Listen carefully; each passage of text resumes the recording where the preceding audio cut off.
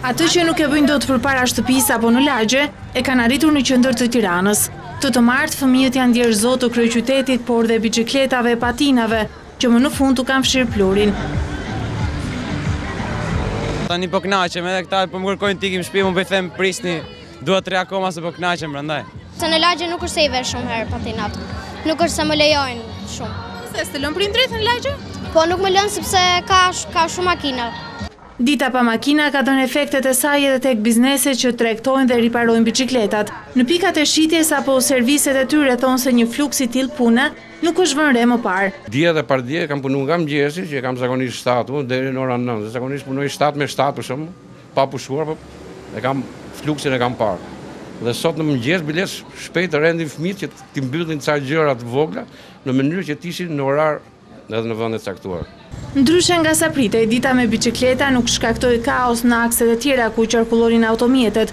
Numri makinave këtë të martë ishte më i vogël se zakonisht.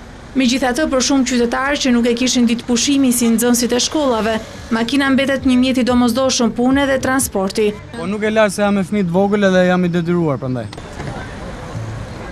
Nismës pa makina ju bashkua edhe ambasadori amerikan në Tiranë, Donald Lu. Ndryshe nga kryetari Veliaj, zoti Lu ishte pajisur me të gjitha mjetet për një udhëtim me biciklet. Dita me afërt pa makina në Tiranë pritet të jetë në 17 nëntor. Do të vijojë si tradit me shumë gjas në 17 nëntor, që është dita e çlirimit Tiranës. Kemi dhe çlirim Tiranës nga makina dhe nga ndotja.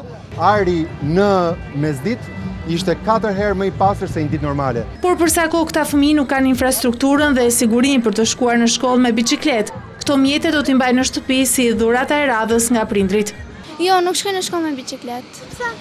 Sepse është një rrugë shumë e vështirë për t'u kaluar. Një nga që nuk kam vend ku ta lej, 2 nga frika e makinave.